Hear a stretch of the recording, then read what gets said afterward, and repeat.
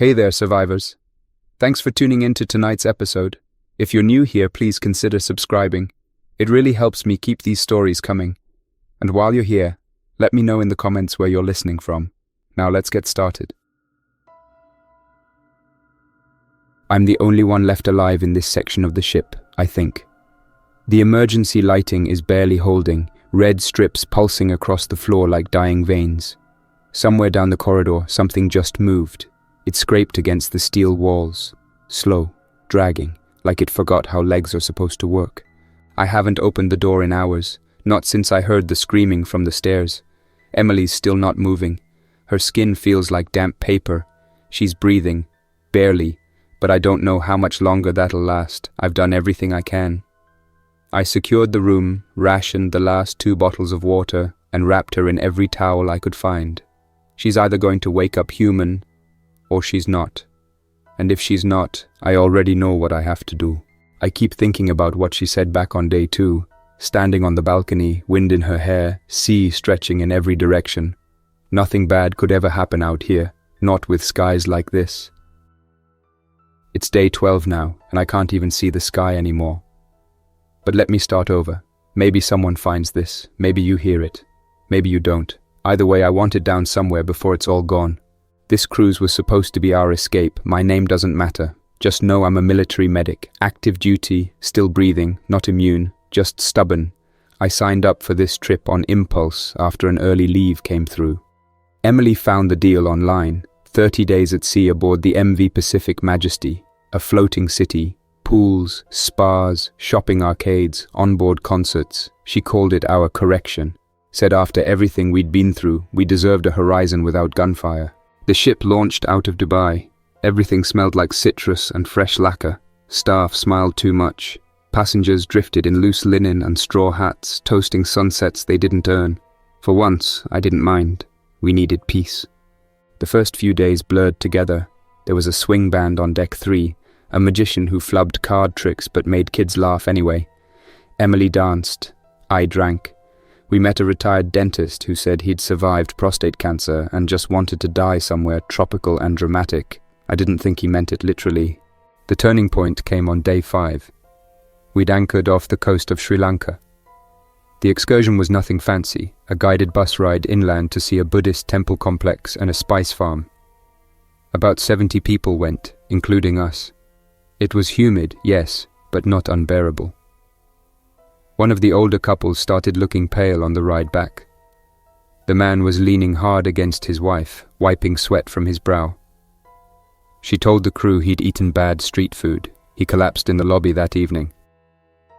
By the next morning, 3 more were showing symptoms: high fevers, dizziness, bleeding gums. The onboard doctor, Melendez, looked exhausted when I brought him a 4th. A teenage boy who couldn't stop vomiting blood into his shirt. That was the first time I saw real fear behind the doc's eyes. I told him my background: Army medic, 2 tours, experienced in trauma and disease control. I offered to help. He nodded like he wanted to cry and tossed me a set of gloves and a disposable mask. The infirmary wasn't prepared for anything beyond sunburns and seasickness. We repurposed the yoga studio into a second ward, sheet dividers, cots.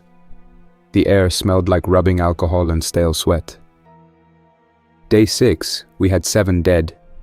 We couldn't refrigerate them all. There was an argument between Melendez and the head steward. Eventually, they cleared out a walk-in freezer meant for seafood. The crew muttered prayers as we zipped the first 4 into body bags. That was the last time I slept more than an hour. On day 7, the ship was denied entry to Chennai. Coast Guard orders, health concerns. We were told medics would be dispatched soon. They never came. Passengers panicked. Food delivery to cabins stopped. The main dining deck was closed for sanitation. Rumors swirled. Poisoning, bioterrorism, bad clams. Someone started passing out photocopied Bible pages near the pool. Another guy tried to set fire to the gym. I saw one crew member leap overboard. It got worse, much worse. Day 8 was when the dead came back. A woman died in Ward B around 2 in the morning. Cardiac arrest, we thought. I was prepping her for refrigeration when she sat up, fast, too fast. Her mouth opened but no words came out, just a choking gurgle, and then she lunged, tore into the nurse beside me, bit into his forearm like he was a breadstick. We fought her off, pinned her, but she didn't bleed. She didn't respond to sedatives. Security took her away, dragging her down the hallway as she thrashed and snarled like an animal that didn't recognize the concept of pain. After that, the ship split. Passengers started hiding in groups. Some barricaded themselves inside the theater, others raided the kitchens for food. The bridge stopped answering calls. Even Melendez stopped showing up. The infirmary became a death trap. I sealed it and walked out with a kit, a fire axe, and enough gauze to wrap a body twice over. Day 9, Emily started showing signs. Light fever, no appetite. I didn't panic, not right away, but I moved her into a maintenance cabin. No windows, one door, easy to lock. She got worse fast. On day 10, I left to find more supplies. When I came back, the hallway outside was covered in bloody footprints, all leading away from my door. But the door was untouched. Just one scratch across the middle, and inside, Emily was still breathing. I don't know if she heard them. I don't know if they heard her. The worst part, she whispered something that night, just one word. Listen. I sat in the dark, not breathing, ears wide open, and I heard it too. Something crawling through the air duct above us, sniffing, searching. It passed over, didn't stop, didn't find us, but it will. Eventually, it will. It's day 12 now. There's no power, no food, no crew, just a floating tomb drifting somewhere in the Indian Ocean. I keep thinking about the other passengers, the ones who hid below deck, the ones who locked themselves into lounges or lifeboat bays. Maybe some of them made it. Maybe they're still out there in the sealed-off corners of this ship, surviving off bottled water and hope the way I've been. It's not impossible, not yet. But I haven't seen another living person since the hallway incident outside the infirmary on day 9. That's when 2 security guards and a passenger tried to drag a body to the freezer, and that body stood up. One of the guards shot it twice. The second shot went through its neck. It didn't fall. It didn't even flinch. It bit the woman by the wrist, then headbutted the taller guard and tackled him into a towel cart. By the time I arrived, the scene was silent and stained, and no one was breathing. I didn't wait to see if they'd get back up. I turned around and locked myself in the nearest maintenance closet. It's been over 2 days since I left the laundry room where I made the last recording. That spot was quiet, but it was also a dead end, literally. One way in, no escape route, and the air was beginning to turn. Too many soaked uniforms, not enough circulation. I didn't want to leave Emily alone, but I had to find water. I marked the floor with duct tape so I could trace my way back. 10 feet at a time, pausing to listen between every step, always trying to stay one level below the sounds. That's the thing you learn quick out here. They move. Not constantly, but unpredictably. Some shuffle like their bones are barely holding together. Others bolt toward sound like they still remember muscle memory. It's not the speed that kills you. It's the silence before they charge. You think the hallway's clear. You step once, just once, and suddenly your ears fill with the sound of bare feet hitting steel at full sprint. I almost didn't make it off C-deck. I'd taken a side corridor past the guest laundry area and toward the crew-only food storage. The smell hit before the door did. Not rot, something sour like fermented milk and copper. I covered my mouth with a rag and edged in, flashlight low, trying not to make a sound. The pantry shelves were mostly bare. Crates were torn open, boxes smashed. Somebody had scavenged through it already. I still found 2 water bottles and a half-used first aid tin with burn cream and sterile gauze. It wasn't a jackpot, but it was something. That's when I saw the cruise director's name badge on the floor. It still had dried blood on the pin. I moved on, slow and deliberate, checking every side hall before crossing.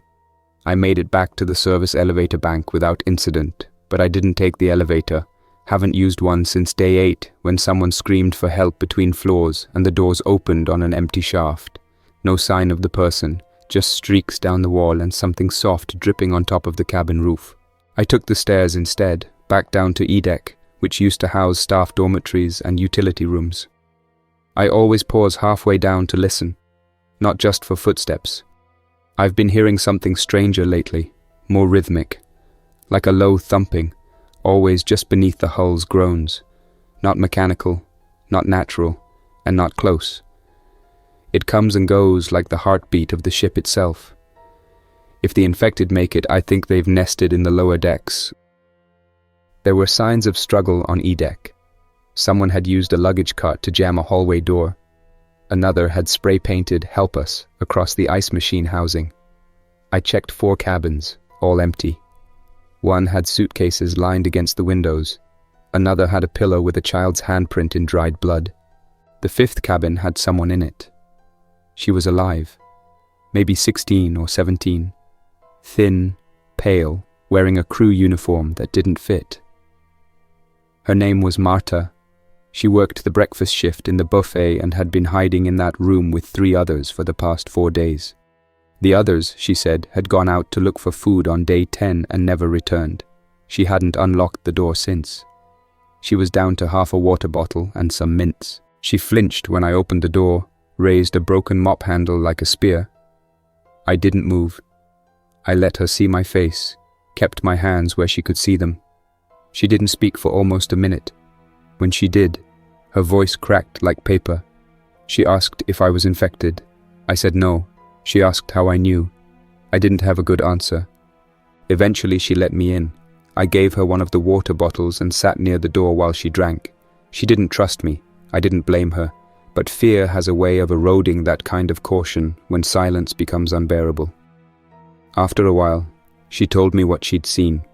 According to Marta, some of the infected don't just walk or sprint, they crawl through vents.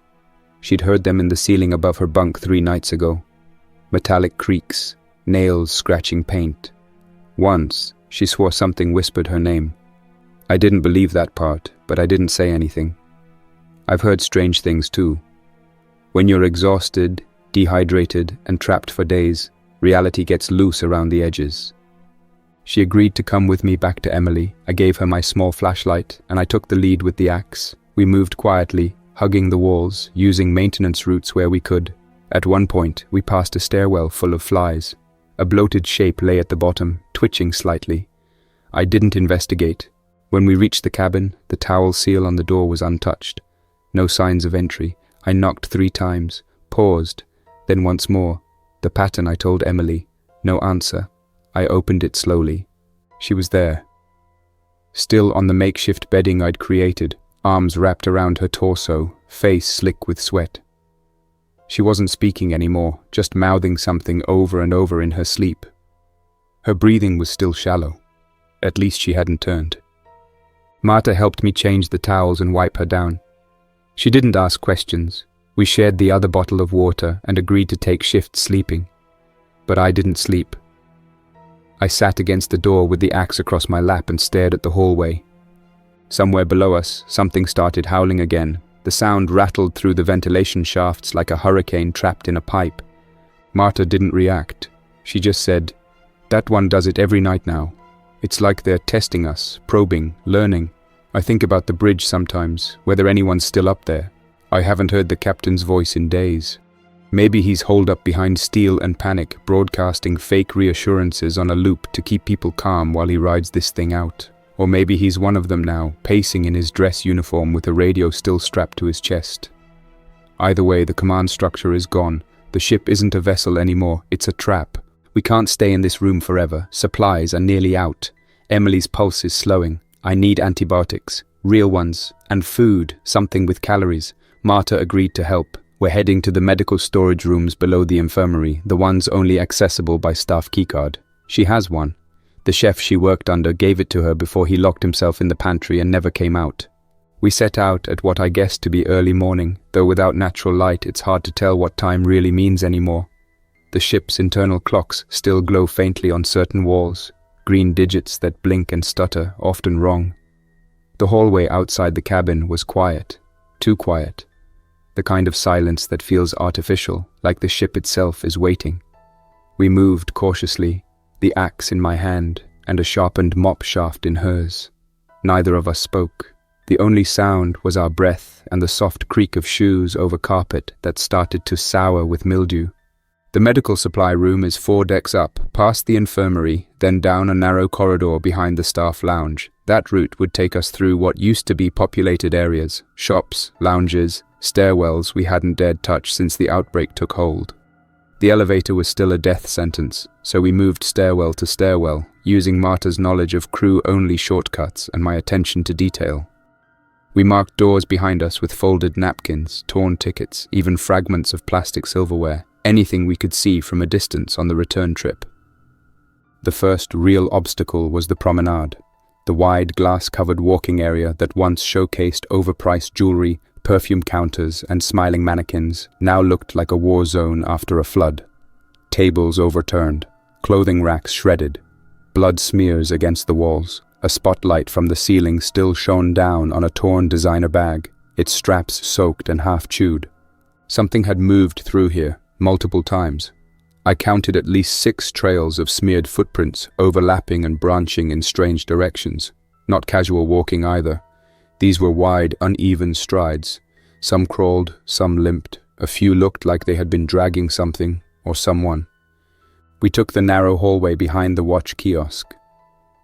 Marta paused at the corner, holding up 2 fingers and pointing toward a small maintenance locker door that stood open. Inside was a body, slumped and bent at an unnatural angle, like whoever it was had fallen and never got back up. I didn't check for signs of reanimation. It wasn't moving, and I wasn't about to prod a corpse with so little light and so much noise potential. On the far side of the promenade, we reached a collapsed stairwell. Part of the overhead lighting grid had come down. I couldn't tell if it was torn loose or just gave out from age and neglect. We scaled over it carefully, watching for broken glass. Every step felt louder than it should have. Somewhere behind us, metal groaned. Marta glanced back, lips tight. "Keep moving," she whispered. "They echo through this deck." The next few turns were easy, narrow service corridors lined with outdated signage, chipped paint, and cold silence. The walls here were concrete, not finished like the guest levels. It felt like stepping into the ship's skeleton, the kind of place where even the ghosts wore uniforms. Finally, we reached the door. Heavy steel, labeled medical inventory, authorized staff only. There was blood on the keypad, brown and sticky. A handprint stained the corner. It wasn't just smeared like someone brushing past. It had shape, fingers, palm, pressure. Like someone had pressed it there on purpose before collapsing or walking away. It looked dry, old. I wasn't sure if that was better or worse. Marta's fingers trembled slightly as she reached into her pocket and pulled out the plastic key card.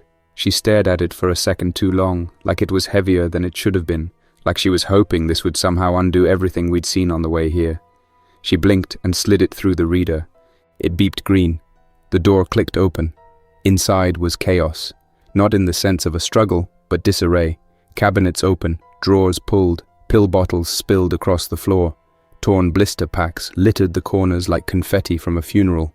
Boxes marked sterile were crumpled underfoot, and a toppled IV stand lay bent across a tray of shattered vials. It looked like someone had looted it days ago, but only halfway through.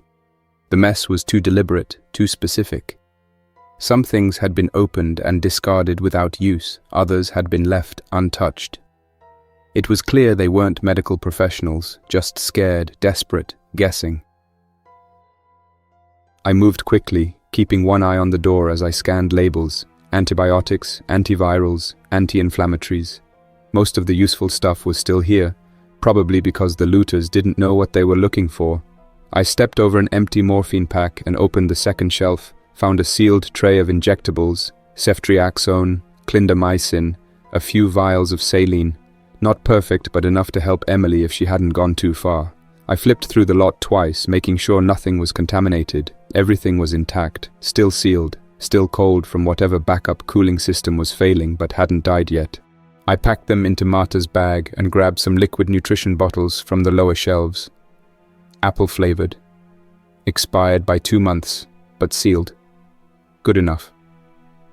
They smelled like glue and sugar, but anything was better than the taste of blood and bile. My fingers were starting to cramp from the speed of it. Adrenaline, maybe, or just tension building in my spine, radiating out, tightening everything. And then we heard it. Not close, but nearby, not human.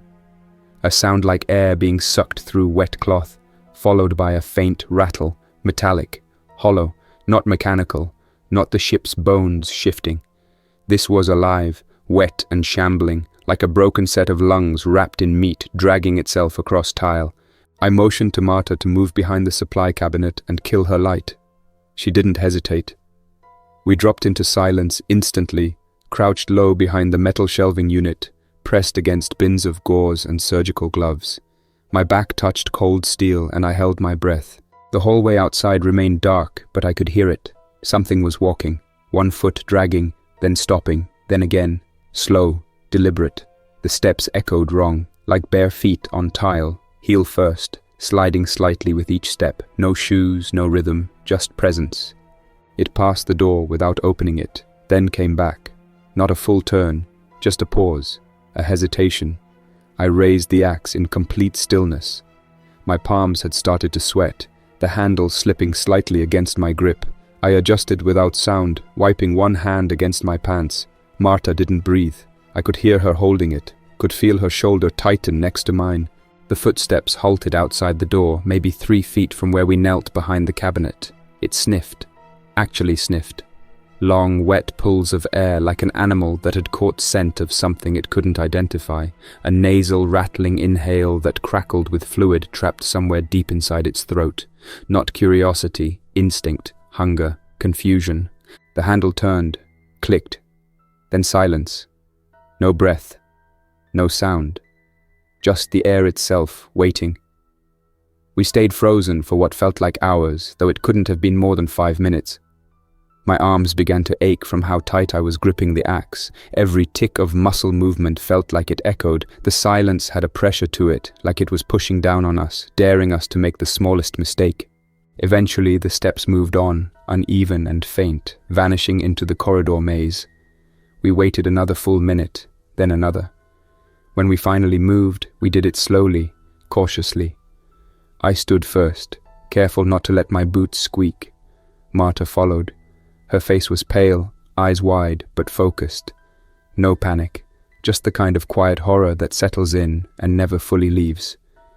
We didn't speak until we were 2 decks down again, using a forgotten stairwell Marta said used to connect crew laundry to cold storage. We moved fast and silent, barely touching the handrails. The air was damp here, slick with condensation. Every surface had a sheen. The floor tiles squelched with a kind of rot you could smell but not name. Wet cloth, dead breath, mildew. It clung to our skin and turned every corner into a question.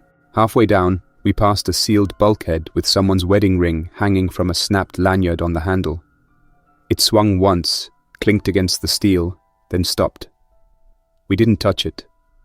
Neither of us needed the story behind it to understand what it meant.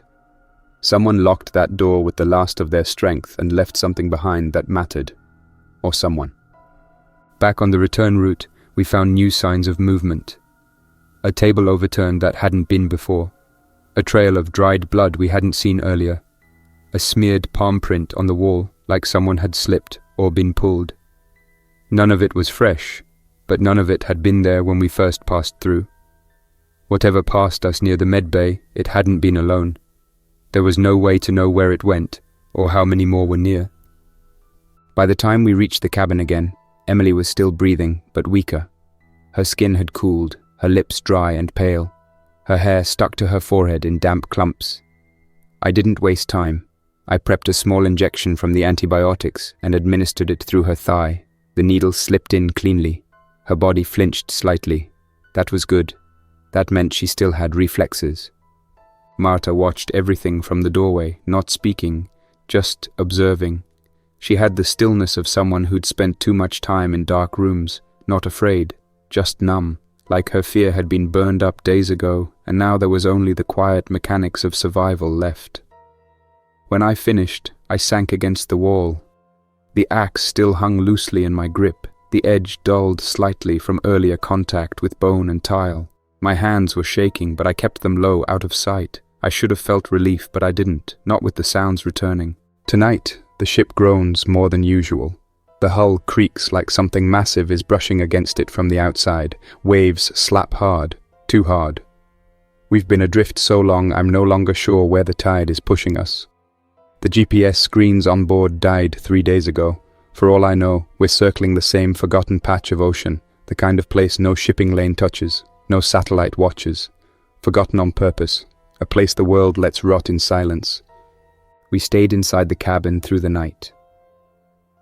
I kept my back to the door, axe across my lap, flashlight low against the wall so it wouldn't catch a passing glimmer under the frame. Every few hours, I leaned in to check Emily's pulse and breathing. The injection seemed to have helped. Her skin warmed slightly and her murmuring stopped. She wasn't awake, but she wasn't slipping further either. It was the first time in days I allowed a shred of hope to enter my mind, though I didn't let it settle. Marta slept hard, curled tight on the floor beside a stack of bath towels we used for insulation. I'd laid out 2 of the protein drink pouches we found in the medical storage, leaving one near her side in case she woke before me. The air in the cabin was thick now. No AC, no air filters, no circulation at all except what trickled through the towel-covered vent above the mirror. The place was starting to smell like old sweat, infection, and bleach-soaked gauze.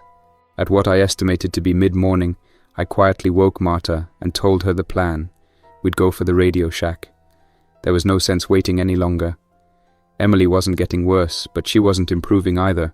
If anyone out there was still listening, even on an emergency channel, even a shortwave ping, I had to try.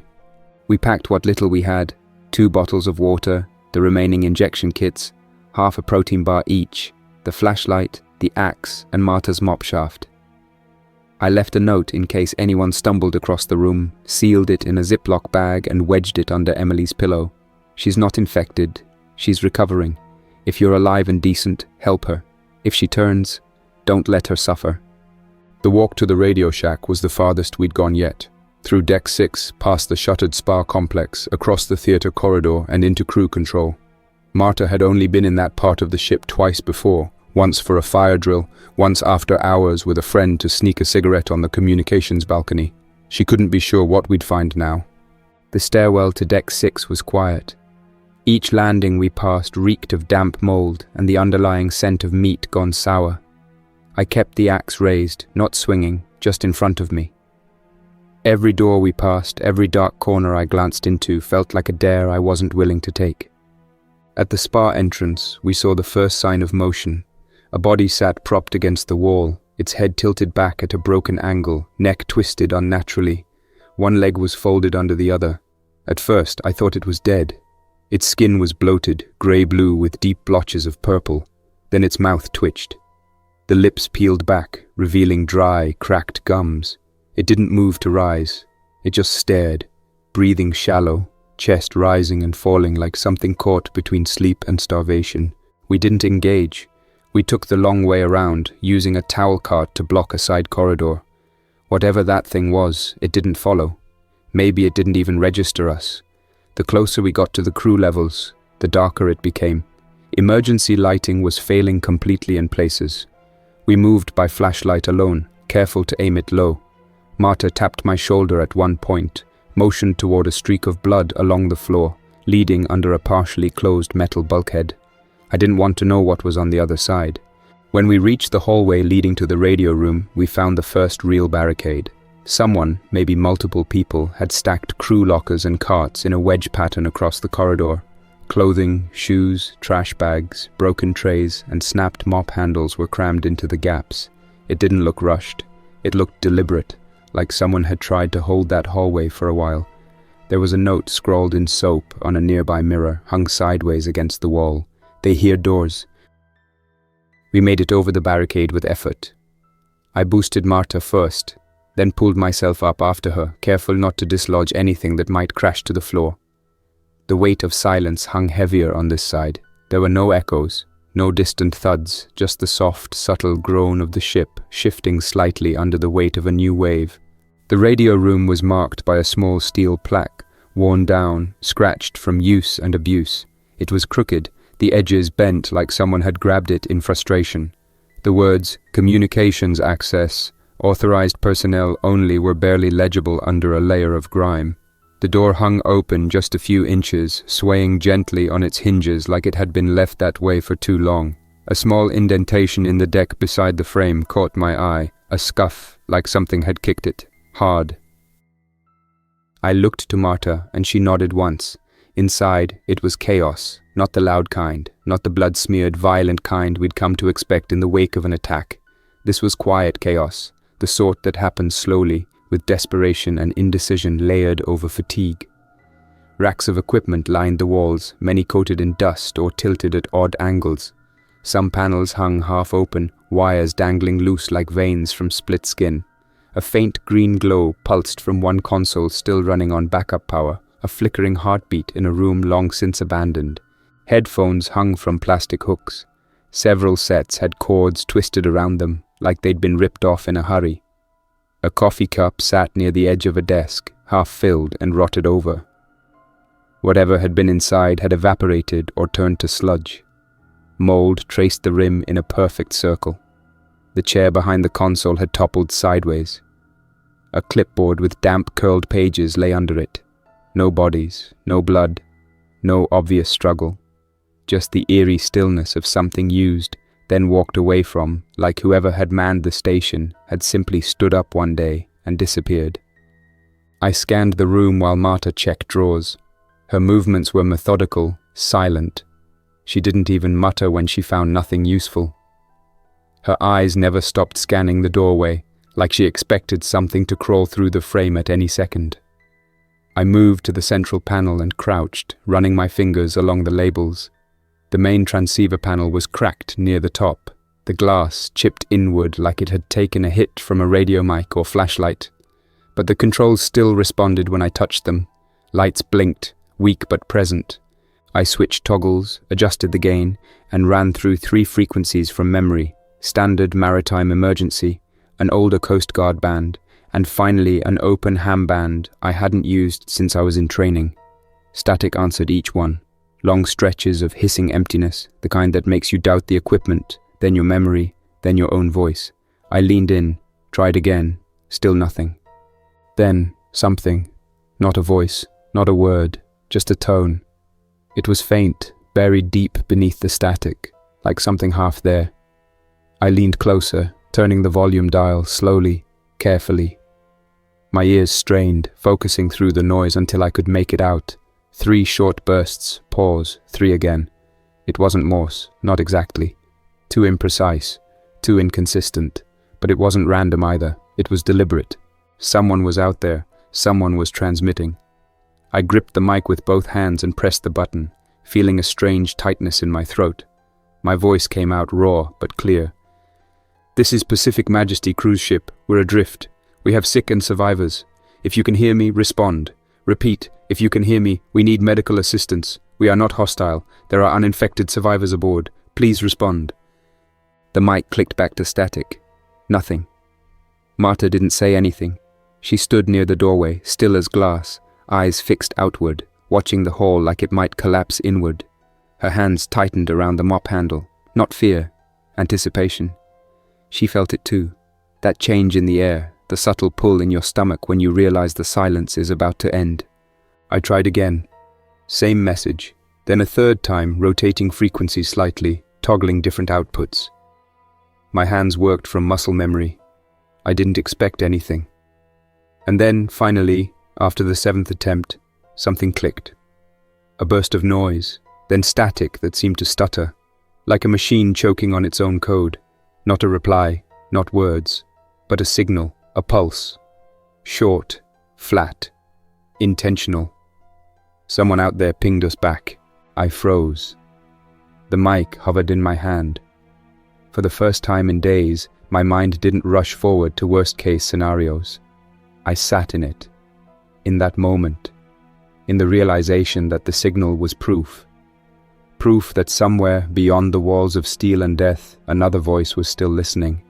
No voice followed, just that echo, then silence again. It was enough to make my chest tighten, not with fear, but with something dangerously close to disbelief. Someone, somewhere, had a working receiver. We weren't entirely alone, not yet. I glanced at Marta. She met my eyes but didn't speak. She didn't have to. but it also meant we'd been heard by more than just the living. That realization came fast, because not 2 minutes later, the hallway Marta had been watching shifted. It was subtle at first. The flickering light in the corridor steadied, then dimmed slightly. A shadow crossed through it, and then the figure stepped into view. No sprint, no sound, just appeared. It was tall, male, soaked through like he'd walked through the engine bay, water and oil mixing across the front of his uniform. His eyes were sunken, dark hollows surrounded by bruised skin. His mouth hung open slightly, not slack but frozen, like it had started to scream and never stopped. A massive split gaped across his shoulder where bone protruded through a mess of torn flesh. It glistened in the light, unnaturally pale and wet. He moved toward the room slowly, dragging one foot behind him, not limping, pulling, like that part of him no longer belonged to the rest, but behind him, more. 2, then 3 more infected. They emerged without urgency. One wore a torn steward's vest, another had half a shoe and one eye missing. Their heads twitched in sudden jerks, like dogs sniffing out sound instead of scent. Their movements weren't coordinated, just drawn. Something in the earlier static must have triggered them, or maybe it was Marta's breath, maybe just the vibration of our voices. Marta shouted, backing up. Her foot knocked over a rolling stool. It clattered against the tile. That was enough. I turned, yanked the mic from the console, and grabbed the axe from the wall. The creatures hadn't seen us directly, but they'd heard something. Maybe the mic feedback, maybe Marta's voice, maybe the chair. But whatever it was, they were coming now. We didn't stay to fight. I kicked the desk over and jammed a chair against the door as we fled into the connecting passage. The ship's layout blurred in my memory as we ran. Somewhere down a hall I barely remembered, we ducked into a crew locker room.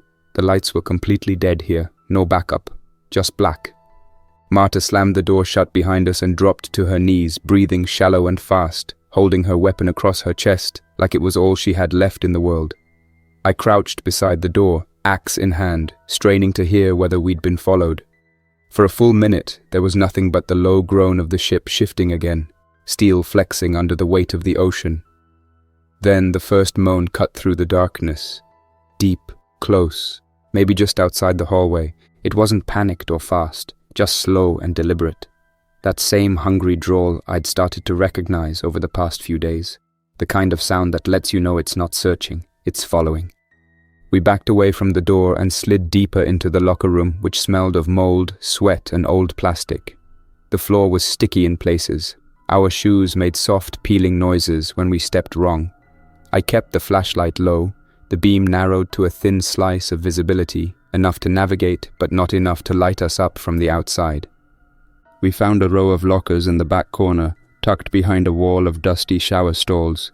2 of them were already open, emptied out. The others remained sealed. Marta tested one. It creaked. We both winced and froze in place, listening again. Nothing. Either the infected hadn't heard, or they didn't care. I motioned for her to stay low. She nodded. I cracked the second locker open.